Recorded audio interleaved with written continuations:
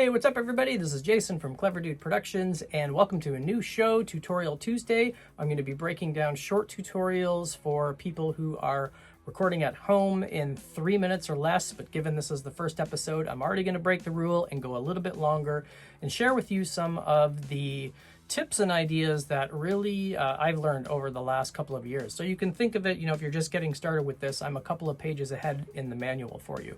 So in the description are a couple of links. One is a link to one of the first songs that I did a cover recording of, and the second one is a link to the most recent single from our band. So you can see the difference in the production quality, and then you be the judge. If you think that's a pretty good leap, or if you think it sounds pretty good, stick around. Otherwise, there's tons of other tutorials and stuff out there. So remember to like and subscribe so you'll get notified every Tuesday, and it's only 3 minutes of your time. So I'm not going to be doing these great big long in-depth types of things, just enough to kind of get you started in the home studio recording where it might be kind of a part-time thing for you. Let's get right into some of the things that have been most important lessons for me over the last number of years. Have a goal in mind. So decide what you want to do. Is this kind of a side thing for you? You're a home recorder, you've got kids, you've got a family, a day job, and you just want to do this just kind of on the side. So be realistic with what your goals are and what it is that you want to do. Do you want to go on the other side and do you actually want to do this as a day job? So you want people to pay you for mixing or recording their stuff. Have an idea about where you want to go, because that's going to help you figure out kind of the order and the structure of how you're going to learn how to do this type of stuff. So when I started recording, my goal was mostly to record myself at the time, and then I decided I wanted to join a band again. They had a whole bunch of songs that were already done. I thought, let's give this a shot. So that's literally where I started from. There was no disillusion in my brain that I'm going to create a studio and it's going to be a paying job, etc., etc. It was just for a hobby. It was for me to record some covers and to record my band. And that helped me kind of step through how to learn my way towards producing stuff at home. Have a budget in mind. So this ties in pretty closely with having a goal. So think about how much money you want to spend, whether it's monthly, quarterly, every 6 months, or every year, on recording at home, and make sure that takes into account everything from hardware to all the plugins and software and things like that. So a couple of things that you can do to deal with budget is there's so many tutorials around what interface should you buy, what type of equipment should you buy at home, etc., etc. Rent things. So I'm up in Canada, and Long and McQuaid's is one of the more popular music stores up here, and they have a fantastic rental program. You can rent audio interfaces, you can rent studio monitors, you can rent guitars, basses, drums, microphones, everything, and then you can just try stuff out. So I learned this the hard way. I had a Roland Duo 2 or something like that interface, and I can't even remember where I got it actually.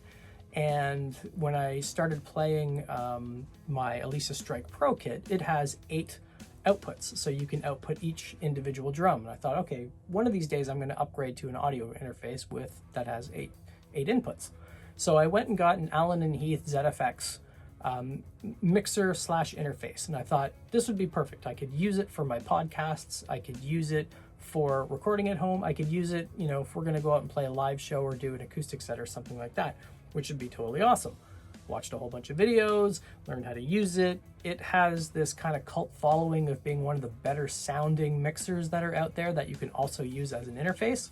Brought it home, plugged everything in, and found out, shit, there's only 2 channels of audio that are going through USB.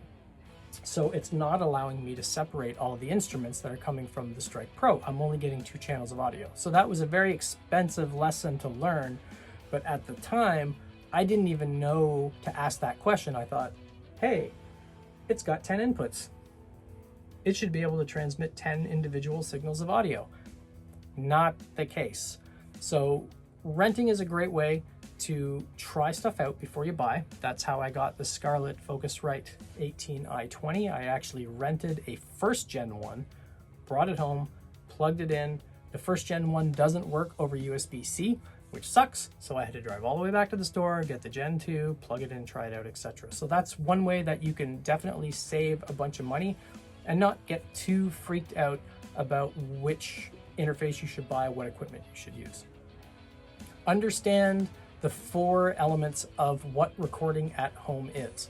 Number 1, recording, being a recording engineer. So learning about different microphones, learning about balanced versus unbalanced cables and signals, and how to mic cabinets, how to set your room up properly to record vocals. All of the stuff related to recording is one element of it.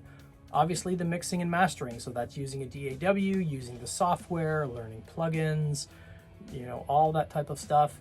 Then there is obviously the producer stuff, so structuring a song, helping either yourself if you're writing songs or if you're working with other people, how to structure songs, how to do transitions, how to add production elements that enhance the song, etc.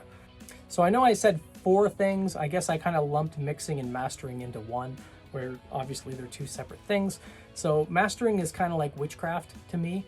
I actually use eMastered, and people are probably going to be throwing stuff at their screens right now. Oh, it's not real, you can't use that, it's an online thingy, it sucks, you should master it yourself, etc., etc. Sure, I'll get to a point where I can master my own stuff, and I've done it on a few things, but learning that the difference between mixing and mastering is, before you master, your song should be as perfect as you can get it. So don't think that you're going to magically fix it with mastering. You should be ready to put that thing into production right away, and mastering is just going to add the little sprinkles on the cake. So if you're kind of aware of those 4 different things, which avenue you want to pursue the most? Do you want to be the recording engineer? Do you want to do all of that type of stuff and record at home? Do you kind of want to go more down the production road, etc.? If you have an idea about the differences between those things, it'll help you structure a path and a plan so you can up your skills in each of those things. Get yourself organized. So speaking of plans and path, getting organized is an invaluable thing you can do for learning at home, especially again, because if you are a home studio recorder, you've got family, you've got kids, you've got a day job, you're not going to be spending 8 to 10 hours a day learning about this stuff. You have to be very selective about what you do. So having a plan of sticky notes. So using a practice called personal Kanban, and I'll leave a link in the description below, that just helps you decide what are the most important things you should be learning about right now to increase your skills as a home studio recorder.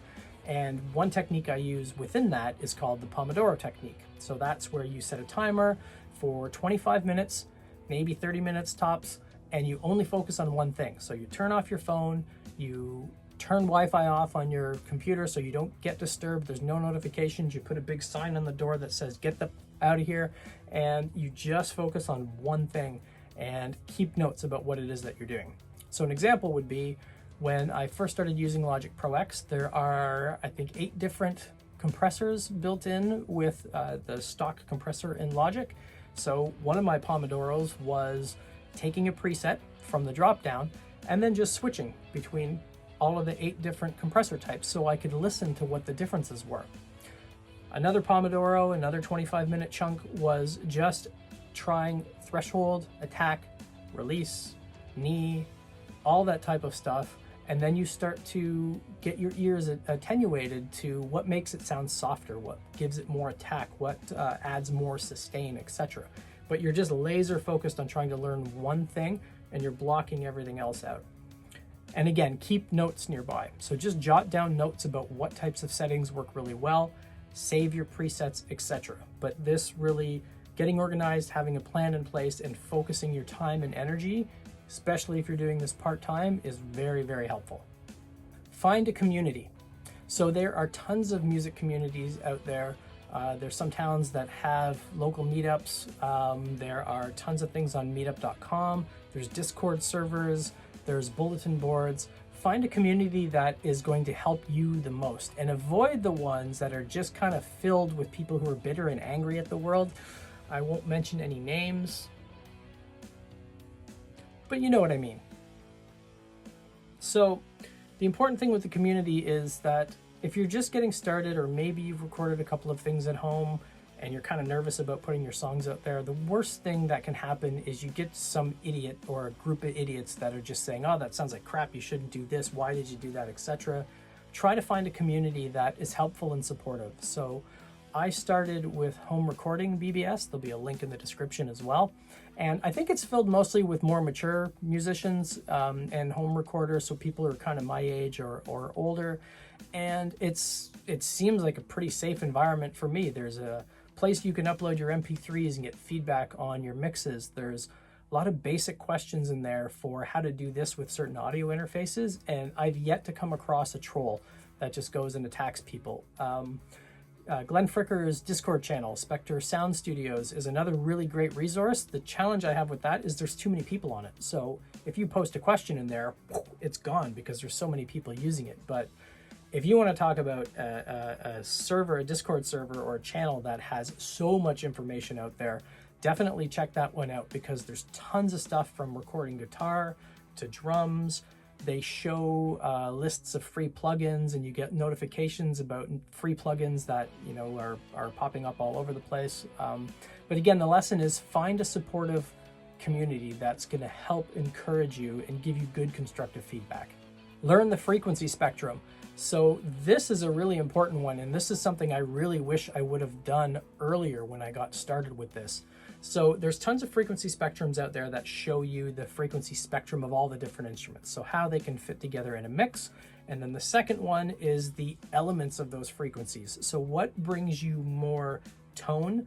How do you reduce mud? How do you create clarity? And that is also tied to each of the instruments. So if you have these printed out, I actually bought a better mix package once that had all this stuff. I think it was about $70 or something like that. Maybe about a year and a half into when I was actually, about a year and a half after I started recording, to say that in an easier way. And it's something I wish I would have looked at ahead of time because I just didn't know. I would be working on things, I'd be using presets and going, man, why does this sound so bad? I mean, I can't understand why I can't hear the kick anymore, or I can't hear the bass, or the bass just sounds like mud. I can't hear any of the good tone and stuff like that. So having those two frequency charts, just print them out on sheets of paper, and then that's going to help you do really cool things like learning how to sweep frequencies, which a lot of tutorials I watched, they'd go, we're going to give it a little boost here, or a little cut here, or we're going to go to the resonance of the blah, blah, blah. And I'm like, what the fuck are you guys talking about? It's pretty simple. Just sweep the frequencies. Any visual EQ, you just drag it across the entire EQ, and you're going to hear stuff. So a lot of that is those tutorials, they tell you use your ears and listen for stuff, but that's not helpful when you don't know what to listen for. So if you learn what those frequencies are and you use those charts and you start to learn how to sweep the frequencies literally by peaking things with a very narrow band and running it across the entire spectrum, you'll start to hear like wah, and all these weird tones, and then you're going to learn, okay, when I'm recording acoustic guitar, this is an area that always seems to be a problem. And that can be very, very valuable and hopefully avoid a lot of frustration, because I was kind of getting to the point where, I'm thinking I'm doing all these things right. There's something missing. There's something going on. So definitely learn more about the frequency spectrums and the impact it has for clarity, muddiness, and all that type of stuff. Test on as many speakers as you can get your hands on. So I have KRK Rocket 6s that I use for all of my mixing. I'd call them middle of the road speakers. They kind of have a cult following as being one of the better pairs of studio monitors out there. Relatively inexpensive, but test on as many things as you can. So obviously I do the mixing and mastering on that. I have a Positive Grid Spark amp, so I also test it there as well. I have a little tiny Bluetooth speaker that I use, earbuds, my Sonos, the cars. Test is in as many places as you possibly can, because you're going to start to hear kind of the differences of how different speakers respond to the mix that you're producing. Have a room you enjoy spending time in. So again, if you're a home studio recorder, you're probably not going to spend 8 to 10 hours a day working on stuff. Maybe weekends you might have some of these long sessions, but this was important for me anyway, was have a room that you actually like sitting in. This is the third kind of redecoration of this room that I did. And actually, for each record that I've released with my band, I've rejiggered things a little bit. So this is the third one since, one of our new singles came out about a month ago or so. But have a place that you like being in. something that inspires you, put up some trinkets, some pictures, stuff like that, and make it a space that you want to spend time in. Because again, if you're recording at home, maybe you're shoved in the corner of a basement, maybe you've got an old bedroom that was used to just store stuff, maybe you're in an apartment and you don't really have a great space or things that you can do, but try to dress it up to make it look cool. So it's somewhere that you want to spend time. When I first created this, I posted something on one of the forums with, here's kind of the setup that I want to do, and got some really good feedback about, things to look out for. I have a concrete wall here and here. This is kind of a paper thin wall with a glass door, and my furnace is actually on the other side of the back of my room. So it's not an ideal setup, but I did the best I could, made it my own, got some acoustic panels, etc. And I don't mind spending time in here because it doubles as my work office as well, which I guess is okay. But there's days when I'm doing some work and I look over and I see the Marshall and I'm like, okay, I think I'm going to spend some time doing this and not get any of my work done. Do covers. So this worked really well for me. So the first cover that I did, the link is in the description so you can check it out. It's pretty bad. I don't even think my acoustic was in tune, but hey, I just wanted to get started. And I've been doing a weekly cover starting probably when the lockdown hit from COVID. And I wanted to set a goal, again, going into the tip of having a goal, which was I wanted to take a song from start to finish and spend no more than 1 day a week learning it, recording it, mixing it, mastering it, and getting it out there. And that helped in a variety of ways. Number one, it helps with your ear. So if you're trying to reproduce a cover of a song, you start recording it. So maybe you play a little bit of drums, a little bit of bass, a little bit of guitar and sing. You record it, it sounds empty. So then you go back to the original song, you start listening and you go, oh, there's an overdub over here. Or, oh, there's this other kind of element here. Or how did they get that that sound, that keyboard sound? And that's going to help you figure out how producers and recording engineers are getting these types of sounds. So it's going to help you understand the differences between amp models. It's going to help you understand the differences between synths and keyboards and things like that. And it's also going to train your ear for little production things. So if you really want to be more of a producer, you can start to hear some of these elements that really make the song the song.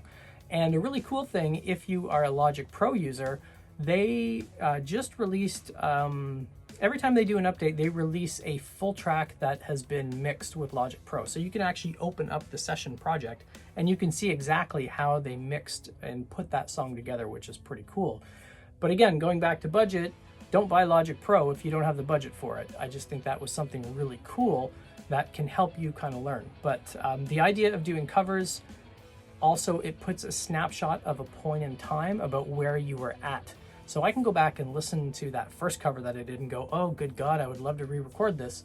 And it's something I do. I think I did re-record that one. I haven't published the video, but what I wanted to do was two things. One, re-record it to make it sound better, and two, just remix and remaster it to see what the differences were. So it's good to have a little snapshot and a little point in time about, what your skills were like at a certain time, and then it's documented. Plugins won't fix the problem. I learned this the hard way too, because there's so many shiny things out there that say, here's this saturation thing that will magically fix your thing, and you watch the video.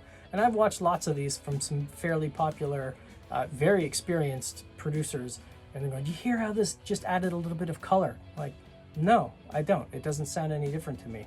So don't get swindled in, I shouldn't say swindled, that's not really the right way to say it, but don't think that you can buy plugins and it will fix a bad performance, because it just won't. All of the stock plugins, at least that come with Logic, are pretty good. The stock plugins that come with Reaper are pretty good. There are tons of DAWs out there that have built-in stock plugins. The most important thing is to learn how EQ and compression work. Don't worry about the plugins so much now. You can worry about the plugins a little bit later. But I early on subscribed to the Steven Slate All Access Pass, which actually is a fantastic set of plugins, but it made me lazy. So I would try it on my own. I'd be like, this doesn't sound great. I'm going to try this electric guitar cleaner preset that they have. And I'll listen to that and I'll be like, wow, that sounds great. So I just started using presets and I wasn't thinking about what I was doing. So take that with a bit of grain of salt. And also, Don't look at these sales from a certain company that will remain nameless, and I use their plugins a lot as well, but they'll be like $9,000 worth of plugins on sale today only for $39.95, and you come back 14 years later and the same thing is on sale. So ignore those kind of grocery store impulse purchase things that you see all over the place, and learn how these things work before you decide what plugins to spend your money on. So there are Glenn Fricker's Discord channel. They have a plugin section where people are always talking about plugins, and they're actually posting where you can get a bunch of free ones, because lots of these plugin companies will have promos every once in a while and you can get them for free. Ignore all the haters. So there's tons of memes and jokes around social media is toxic and YouTube commenters are toxic, blah, blah, blah, blah, blah. That's the nature of the beast right now. There's so many keyboard warriors out there that would just be more happy to be sitting on the toilet leaving mean comments for people than actually doing something. Just ignore them. So I've been pretty lucky. I don't have, well, I guess I'm not popular enough to have a lot of haters, but if anything comes across as being, oh, that sounds like crap, you shouldn't do this, why did you do that, that was stupid, block, ignore. There's no point in spending time on it, because there's so much more out there that's good and encouraging, and it's just going to get you down. If you're watching other channels and you're seeing these tutorials from these really well-known producers, you know, you'll see some of these commenters on there that are just tearing them apart, that they shouldn't do this, they shouldn't do that, etc. But just ignore them. And this kind of fits in with, you know, finding a community to help and support you. If you're in a community where people are just you know, slinging garbage back and forth around, that amp sim's garbage, you shouldn't use that, it sucks, what's wrong with you kind of attitude, go find another community, because it's pointless. There's more important things that you can focus your energy on than worrying about that. The last lesson is don't worry about it yet. And what I mean by that is I spent a lot of time early on reading, watching tutorials, trying to figure out what's the best room setup that I can do, and thinking if I don't have exactly these different angles and exactly things positioned this, and I'm not in a perfect triangle between my speakers and stuff like this, nothing's going to work. Don't worry about that stuff yet. Plug stuff in, start recording. That's the best way that you're going to learn, because if you're doing this as a hobby and you're a home studio recorder, you're not going to be starting with the best equipment. You're not going to be starting with the best room. One technique I learned really early was learn how my room sounds. And that probably sounds a bit crazy, but I would listen to stuff on these speakers, and then I would go out in the car and listen to the mix, or I would go into the living room where the Sonos is. I'd go out in the backyard with my little crappy Bluetooth speaker and listen to it. And then I would learn that I don't have the best listening environment here. I've got a concrete wall here and here. I've got a paper thin wall with a glass door there. I've got some curtains and some other sound insulation, but it's not a perfect environment. So I really have to learn, when I'm mixing a song, my room responds in a certain way. And when I go out into the real world and listen to that on my earbuds or anything else, I'll hear how different it sounds. And then my brain just creates a little snapshot of what I might have to do differently and what I need to make it sound like in my room to translate to something good out there. And that probably sounds a little bit weird. Do the best you can with having a good room, but don't worry too much about it yet. Don't worry too much about what is the best interface that you should get, because honestly, if you're just starting recording, that's a little Roland Duo Capture 2. I'm actually going to be doing this on an upcoming tutorial where I'm going to test out 6 different, let's just call them audio interfaces, with an acoustic guitar and with a regular guitar, and your ears are going to judge which one sounds the best. And the idea with that tutorial is, again, don't worry about it yet. It doesn't matter so much right now. And this depends on what your goal is. So are you applying for a job to be an audio engineer and a producer for the Foo Fighters? Yeah, probably matters. Are you Biff in your garage and you just want to make some music and put it up there on SoundCloud? Yeah, doesn't matter as much. So don't worry about it yet. All of the tools, the equipment, the tutorials for how to use plugins, you'll figure that stuff out. That's the easier stuff to figure out. The hardest stuff I found to figure out was production elements. So taking a song that we would write live, recording it, playing it back and going, wow, this sounds really empty. And then going out for a walk and just listening to that mix over and over and over again, and then just starting to play things back in my mind. What if I added this overdub here? What if I added a vocal harmony here? Etc., etc. So don't get worried and freaked out too much about equipment in your room and what DAW you should use. Get started with the goal that you have in mind, the budget that you want to spend, and then just get recording. And once you get that plan in place and you start to work on things and you use some of these techniques that I wish I would have learned when I was just getting started, hopefully that's going to put you on the path to producing some really kick-ass music at home. All right, so I hope you enjoyed this first episode of Tutorial Tuesday. The show name is going to change to 3-Minute Tutorial Tuesdays next week. I wanted to kick this off with what I thought were the most helpful things for me that I got started with. So everything I talked about, the links are going to be in the description if you want to check them out. And as inspiration for future episodes, if there's anything that you want me to look at as far as, you know, what I can do as a hobby studio recorder to produce good stuff at home, drop it below, like and subscribe, and I'll see you next week on the first 3-minute tutorial.